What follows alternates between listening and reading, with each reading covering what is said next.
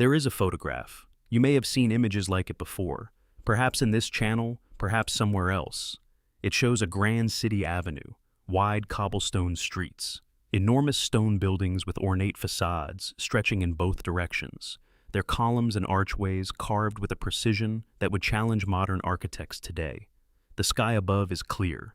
The fountains, where visible, appear to be running, and the streets are completely, utterly, impossibly empty. Not a single person, not a vendor at a stall, not a child, not a horse, not even a stray dog rounding a corner. Just the city, standing there in perfect silence, as though it were waiting for something, or someone. That photograph was not taken in a ghost town. It was taken in one of the most populated capitals of the 19th century. And it was not alone. Across Europe, across Russia, across the Americas, photographers in that era documented the same haunting scene again and again. Magnificent cities, empty streets, no smoke from the chimneys, no laundry on the balconies, no signs of life behind the windows, just stone and silence. Official history has an answer for this, of course. Long camera exposure times, we are told, meant that moving figures were simply blurred beyond recognition or disappeared from the frame entirely. A reasonable explanation on the surface. But think about what that explanation actually requires you to believe. It requires you to believe that in a city of hundreds of thousands of people, not one vendor stood motionless at his stall long enough to appear in a photograph. Not one horse stood tied to a post. Not one cart sat parked along a road. Not one stack of firewood leaned against a wall. Not one thin ribbon of smoke climbed from any chimney anywhere in the entire city at the exact moment the photographer opened his lens. These things do not move. These things would have been captured, and they are not there. The cities were not just photographed during a quiet moment. The cities were empty, genuinely, completely, structurally empty. And the question that the official explanation is specifically designed to prevent you from asking is the obvious one. What emptied them? And now I want to ask you a question that the official version of history will never ask you. If those cities were empty, genuinely cleared of their populations by some catastrophe we are not meant to remember, then what happened next? Where did the people who eventually filled those cities come from? How do you repopulate a civilization from almost nothing? How do you fill grand avenues and enormous stone buildings and elaborate fountain squares with human life when the human life that belonged there is gone? And most importantly, how do you make sure that the new population, the replacement population, has absolutely no memory of what came before, no memory of who built the buildings they now live in, no memory of the world that existed before the catastrophe, no memory that could make them ask the wrong questions? The answer, it turns out, is hidden in a document so ordinary that you almost certainly have a copy of it sitting somewhere in your home right now. A document you were given before you could speak, before you could think, before you had any understanding of what was being done to you or why. A small official piece of paper that tells the world you exist. That tells the world exactly who you are, where you were born, and who your parents were. A document that serves as the foundation for every other piece of identity you will ever carry in your life. A birth certificate. Now, before you dismiss that connection as too simple, too convenient, stay with me, because the deeper you go into the history of this document, where it came from, when it appeared, how quickly it spread, and what machinery it was connected to from the very beginning, the more its timing, its structure, and its global reach begin to look less like an administrative development and more like the final piece of a much larger operation. An operation designed not to record a population, but to construct one, and to make absolutely certain that the constructed population would never go looking for the one that came before. Let us go back to what we know. By the middle of the 19th century, those empty cities were beginning to be repopulated. Old photographs show us the restoration work in progress, streets freshly paved, facades repaired, fountains tested and running, everything meticulously prepared like a stage being set before the actors arrive. And simultaneously, across every industrialized nation on Earth, something else was happening, something that official history acknowledges but is never fully explained. Orphanages were appearing at a rate that defies any ordinary accounting. Not modest charitable homes for a handful of unfortunate children, enormous institutional buildings, palatial in scale, built like small cities themselves, capable of housing thousands of children at a time under a single roof. In Britain alone, more than 60 large foundling institutions were established during this period, and historians openly acknowledge that even this count is incomplete. In Russia, America, France, Germany, and Australia, the same pattern repeated. An inexhaustible flood of children with no parents, no documented origins, and no traceable history. Children who had, in the most literal sense, appeared from nowhere. Official history attributes this to war, to disease, to the brutal social upheaval of industrialization. And yes, those things caused suffering. Those things left children without parents, but they do not explain what we actually see. Wars produce orphans in the regions where wars are fought, not simultaneously across every continent. Epidemics kill indiscriminately, the old and the young, the parents and the children alike. And they do not leave behind millions of surviving infants with no adults to claim them. Neither phenomenon, nor both combined, nor all of them together, can account for the sheer global simultaneity of what was happening. Millions of children, all at once, everywhere, without a past, without a traceable origin, without anyone, anywhere, coming forward to say, "These are my children, these belong to us, we know where they came from." And what does a population without a past need more than anything else? It needs a past to be invented for it. It needs documents. It needs records. It needs an official version of its own existence that it can be handed at birth and told, without question, to accept. That is what was being built. That is precisely what was being built. Now let us look at the chronology, because the chronology is where the pattern becomes impossible to dismiss. In 1902, the United States Census Bureau established the first coordinated federal birth registration system, a voluntary framework at first, inviting states to join, if they could, demonstrate sufficient compliance. But the pace of adoption was not voluntary in any meaningful sense. By 1915, 10 states and the District of Columbia were enrolled. By 1933, just 31 years after the system was created, every single state in the Union had adopted standardized birth registration. 31 years for an entire continent to restructure the fundamental way it accounted for every human being born within its borders. Now consider what else was being built during those same 31 years. The Federal Reserve was created in 1913, establishing centralized control over the nation's money supply. The federal income tax was ratified the same year, requiring for the first time that the government be able to identify and track individual citizens as taxable units. When America entered the First World War in 1917, draft registration required verifiable proof of age and citizenship at a scale that parish records and family Bibles could never have supported. And in 1935, Social Security arrived, assigning every American worker a permanent numerical identifier that would follow them from their first job to their death. Every single one of these systems required the same thing at its foundation: a reliable, standardized, government-issued record of birth. The birth certificate was not built alongside these systems. It was built first, so that all the others could follow. And this was not happening only in America.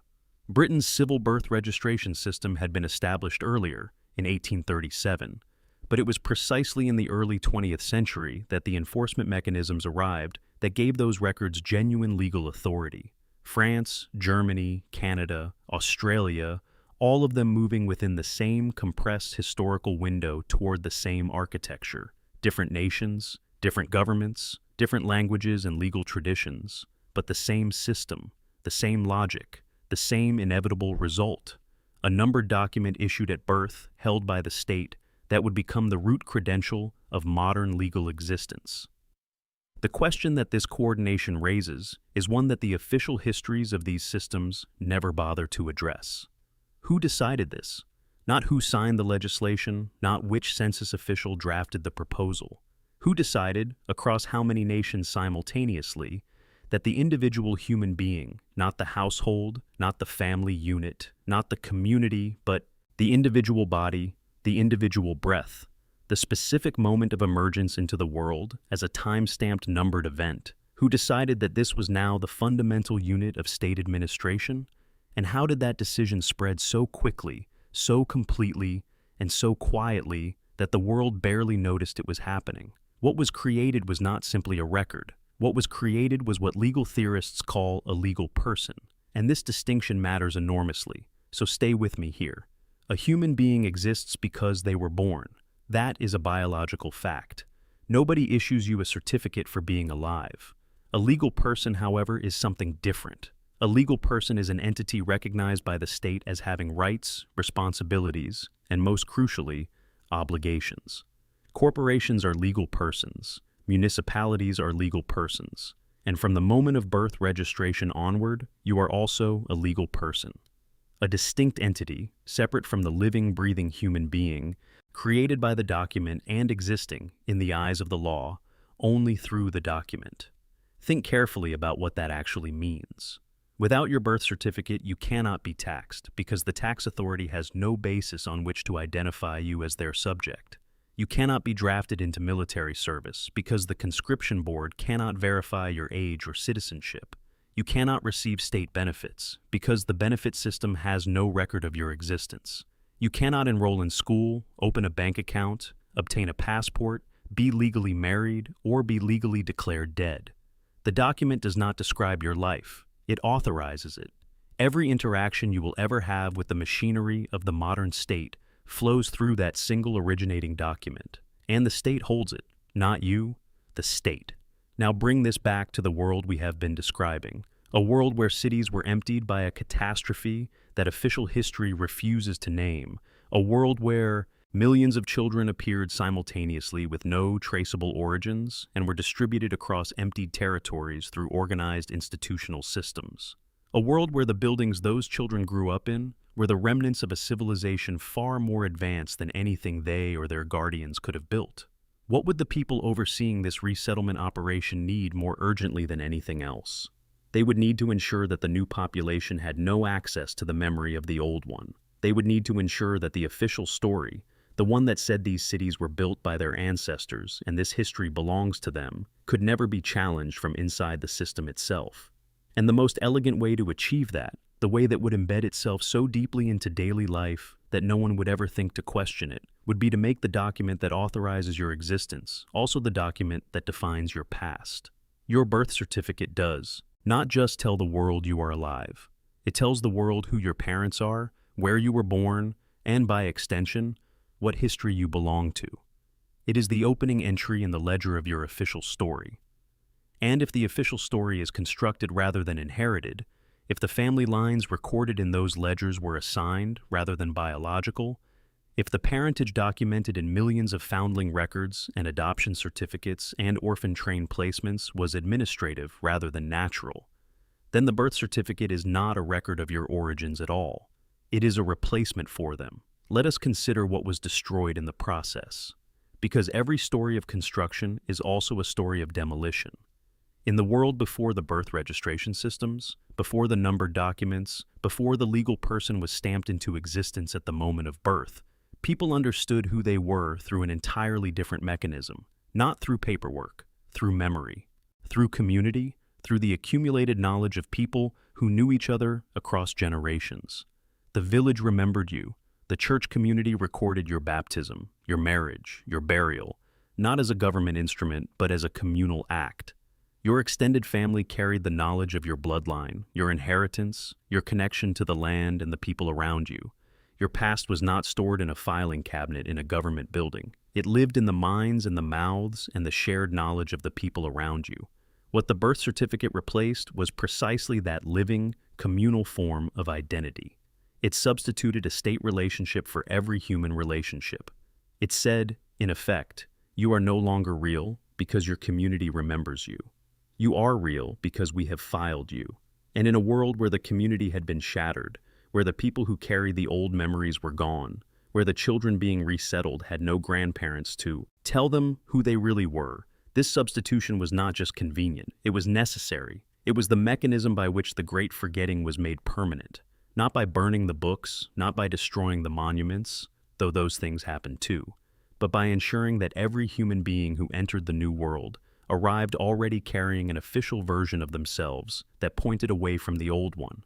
That is the true function of the document, not to protect you, not to serve you, to anchor you to the new timeline. to make sure that when you look for your origins, the oldest thing you find is a piece of paper issued by the state. To ensure that the question of where you really came from, where your civilization really came from, what those empty cities and those impossible cathedrals and those millions of suddenly appearing orphans actually represent, never even fully forms in your mind. Because you already have an answer, you have your document, you have your record, you have your official story. And the official story, like all the most effective lies, is just true enough to feel like it never needed to be questioned. Now, I want you to sit with one final thought. You were enrolled in this system before you could speak, before you could think, before you had any understanding of what was being done to you or why. The document that proves your legal existence, the one you need to drive a car, board an airplane, receive medical care, hold a job, or be buried with your own name. That document was not created for you. It was created about you. You did not sign it. You did not consent to it. You were not present in any meaningful sense when your entry into the official ledger was made. You were, in the most precise possible terms, registered, like property, like livestock, like a unit of something that someone with a great deal of authority had decided needed to be counted, numbered, and filed away for future use. The people who built this system, who coordinated its simultaneous rollout across every industrialized nation within the same 30-year window, who tied it to taxation and conscription and benefit administration and legal identity before the ink was even dry on the first registration forms, those people understood exactly what they were building. They understood that a population with no documents has no official past, and a population with official documents has only the past the documents describe. They understood that the most durable prison is not one built of walls, it is one built of paperwork, where the prisoners not only do not try to escape, but spend their entire lives carrying their registration number with them and calling it their identity. The empty cities in those old photographs were not waiting for a return. They were waiting for a replacement, and the replacement came. It came numbered and registered, carrying papers that told it exactly who it was, where it came from, and what story it belonged to. Papers that ensured it would never look further, never ask what was there before, never notice that the buildings it lived in were far older, far more magnificent, and far beyond the capabilities of anyone it had ever been told to call its ancestor. The old world was not just buried under clay and sand and the patient accumulation of centuries, it was buried under paperwork.